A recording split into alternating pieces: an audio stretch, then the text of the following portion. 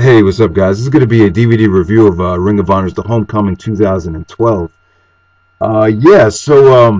This is the first time Ring of Honor's come back to Philadelphia for a regular DVD taping, a non-television taping, which a lot of people were very happy about. I know there's been a lot of, when Ring of Honor had the message board on the site, there was a lot of complaining about how, a lot of Philadelphia fans were sick of the Ring of Honor HDNet tapings, the television tapings, because it was very, very watered down compared to the, just the regular Ring of Honor DVD tapings. It's a totally different atmosphere, totally different structure, so totally understandable. And it's called The Homecoming because some of you, as a lot of you guys know, Ring of Honor, they started out in Philadelphia. 2002, they ran all the shows in Philly. The Homecoming 1 actually took place during the Summer of Punk. And that was AJ Styles and Christopher Daniels' return to Philadelphia after they left for TNA, and Ring of Honor had the whole scandal. So that was their comeback to Ring of Honor. So that's why they called that The Homecoming. And I think The Homecoming 2 was from, 2009, when Colt Cabana returned to Chicago after he came back from the WWE. So that's The Homecoming. So this is the 2012 edition. Ring of Honor's, I believe, their first DVD taping in Philadelphia since All-Star Extravaganza 4 from December of 2008. So yeah, it goes back a pretty long time. But let's get right down to it. And let me just say, this was a really, really good show. I really enjoyed it. It had a lot of really good stuff to it. Good wrestling and some pretty good storyline progression with the Chikara stuff and the Kevin Steen stuff as well. So first up, we have a Gateway to Honor rematch, which I haven't seen yet, but I'll get around to the 2000. I'll talk about the 2011 stuff after the video is over. We have Wrestling's Greatest Tag Team, Charlie Haas and Shelton Benjamin taking out Future Shock, Adam Cole, Kyle O'Reilly. It really wasn't that bad. It was okay. A lot better than the opener from the 10th anniversary show. Like I said, didn't get a lot of time, so Haas and Benjamin's weaknesses were kind of hidden here. They didn't look bad though. I thought they looked pretty solid. They actually did do some pretty nice double team moves. Colt and O'Reilly, there's actually some dissension between them in this match. And then we got a pretty weak finish. That finisher is just unacceptable from Haas and Benjamin. Just especially when they were using it as baby faces. Just really, I don't know what they were thinking. That finisher it just comes off so weak. I wish they had when they were baby faces, I think they should have used that finisher from Vengeance of 2003 when they beat Billy Kidman and Rey Mysterio. That was just an awesome finisher. It kind of reminiscent of the Doomsday Device. Shelton got such height on that finish, but I guess they didn't do it because of it's so similar to the Briscoes finisher. Maybe that's why.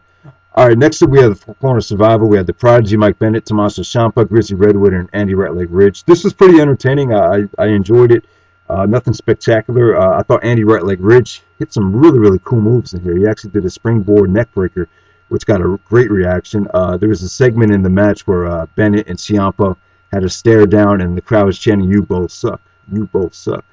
That was pretty cool. And, I think Ring of Honor fans need to do a better job of, evaluating talent. Like, if they really think someone sucks and doesn't deserve to be on the roster, I think they need to do a better job of letting the office know. So I think they've been really dead, particularly with the television tapings. And even in New York City, I don't think they've been vocal enough. They've been booing Davey Richards and Kyle O'Reilly, but other than that, I just think they need to be a little bit more vocal if they really think some of these guys don't deserve to be part of the roster. All right, next up we had Kevin Steen versus Kenny King. Before we got to that, we had Steve Corino. He talked about the final battle match and how, he really feels like 2011 was a successful year for him because he's not an evil person anymore. Then we had a great promo from Steen. Steen comes out and basically accuses Corino of being a kiss ass to Jim Cornette. And he said that, these people would have more respect for you if you actually, dug a fork into someone's eye rather than kissing Jim Cornette's ass. That was pretty cool. And then, Kevin Steen went on to list all the negative things about Jim Cornette, about how he ran a boring promotion called Smoky Mountain Wrestling, how he slapped Santino Marella right in the face, and he really went into a lot of negative details about Jim Cornette, the person. So that's pretty cool. I'm really excited to see, Kevin Steen and Jim Cornette feud when Jim Cornette finally does decide to turn heel. Maybe at WrestleMania weekend they could do something with, the Jim Cornette character. So we'll see what happens. Then we had Kevin Steen versus Kenny King. Really awesome promo from Steen after the match as well, backstage, which I do want to talk about. because it kind of signals Kenny King turning, heel on Rhett Titus and possibly going singles in the future.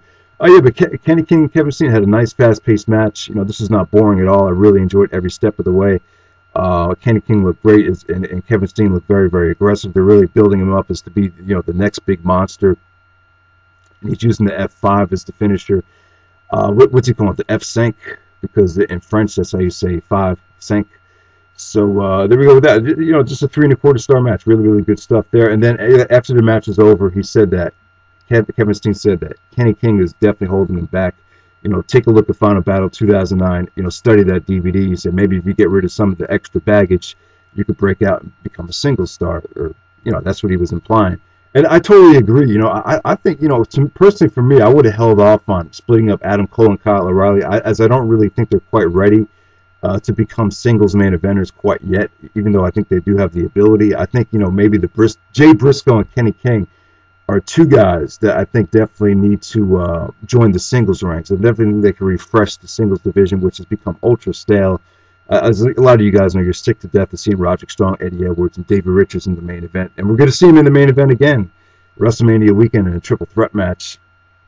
So we'll see what happens there. But I definitely think Kenny King, breaking away from Rhett Titus, I could definitely see Kenny King turning heel at WrestleMania weekend on Rhett Titus. I think that could definitely work, especially now when he's gained a lot of weight and he's pretty injured right now. So maybe now is the time to do it.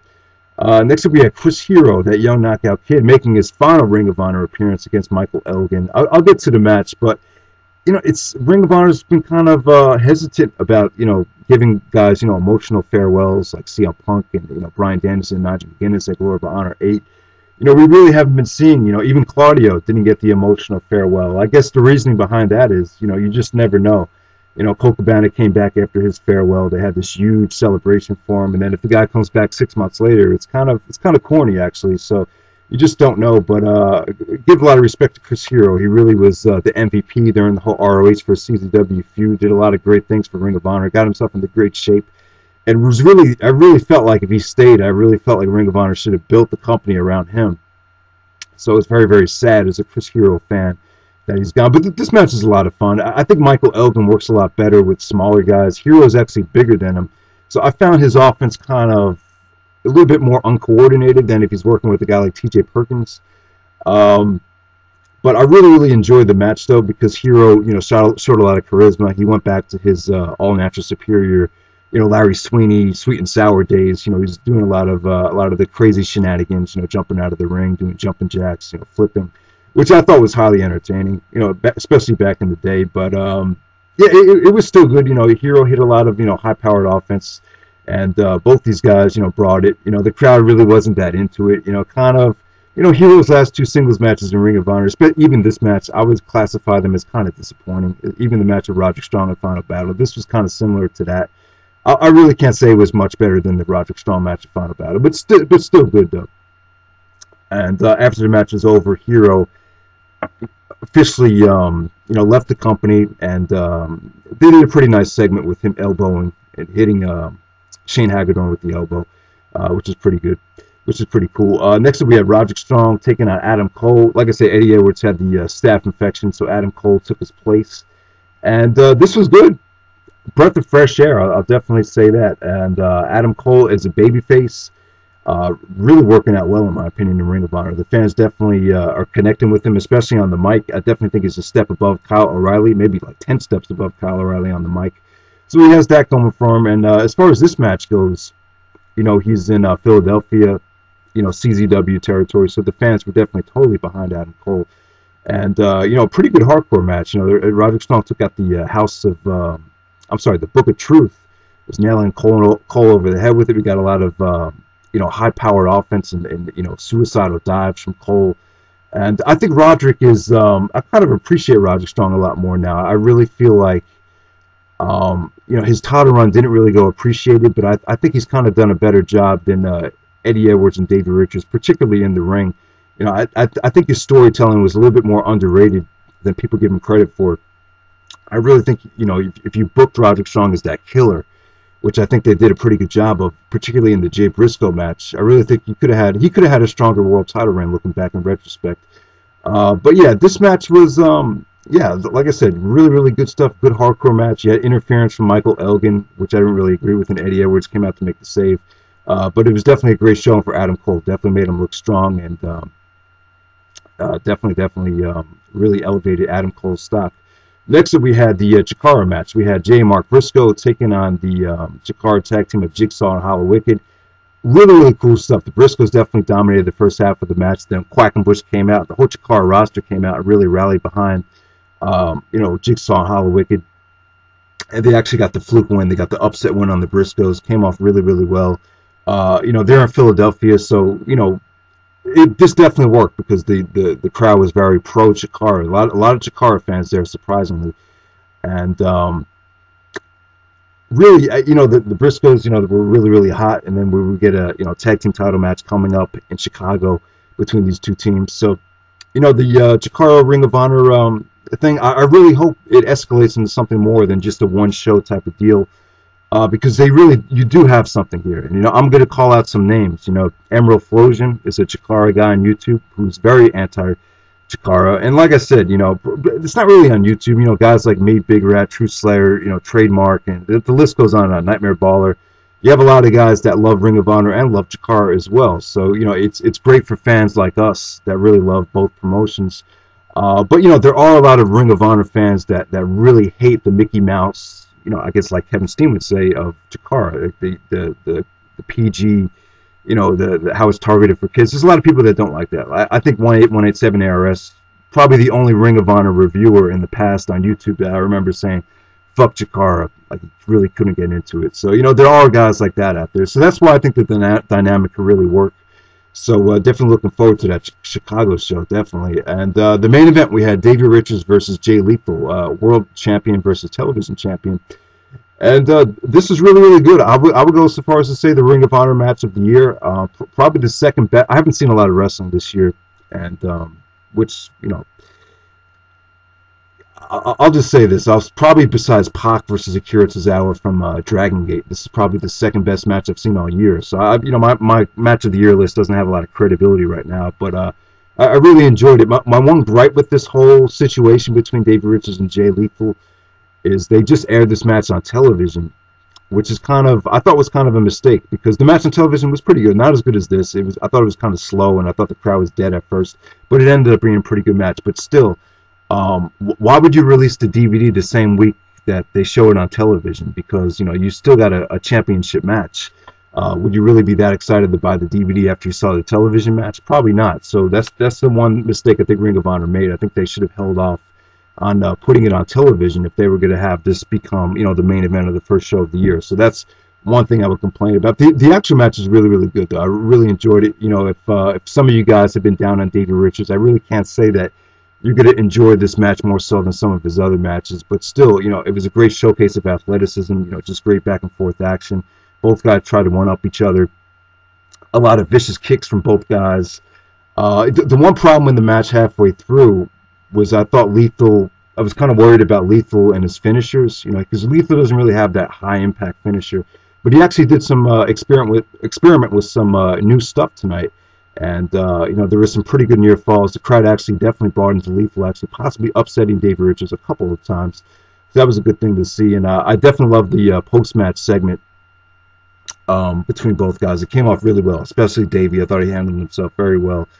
Paid a lot of respect to Jay Lethal, especially because this is the homecoming. Jay Lethal has been a Ring of Honor going back to 2003. Did a lot for the company. Really paid a lot of genuine respect towards Lethal. And like I said, though, the match was a great showcase of athleticism. Both guys really brought it, and really wasn't as hard to watch as some of the recent Davey Richards stuff that's gotten a lot of criticism. So there we go with that. Definitely a solid 4-star match. Everything on the show was pretty decent in my opinion. Just a lot of really, really good stuff here. So that's pretty much it. I'm not going to go into depth about, personally for me, I think I'm really, really burned out with Ring of Honor in general and the indies in general. So I might take a little bit of a break away from the company. That's not to say that I'm totally negative and don't want to watch Ring of Honor again. I'm not going to say Ring of Honor sucks. I just think I need a little bit of a break, but I think there is still a lot of good things to look forward to, particularly with the Chikara stuff, with the Kevin Steen stuff, with the whole Davey Richards and, the fans getting under his skin. There's a lot of interesting things. to look forward to. I just wish they would keep their eye open for talent, and hopefully they could sign somebody in the future, and just to make the roster a little bit more different, especially with the whole Jeremy Lin situation with the Knicks. His popularity is just rising. You know, as you see, this guy's Asian, and you know, I think there's a large Asian demographic out there that wants to see, you know, some of these guys in the States, even in professional wrestling. I think that's what Ring of Honor is missing right now. I definitely think, you know, if they could sign some from Japan, I definitely think that could bring in, you know, a large Asian demographic, particularly to the New York shows, that you see how over a guy like Jeremy Lin is with the Knicks right now. So just want to throw that out there. So look forward to WrestleMania weekend. The shows actually look really, really good. So that's pretty much it. Hope you guys enjoyed the video, and take it easy.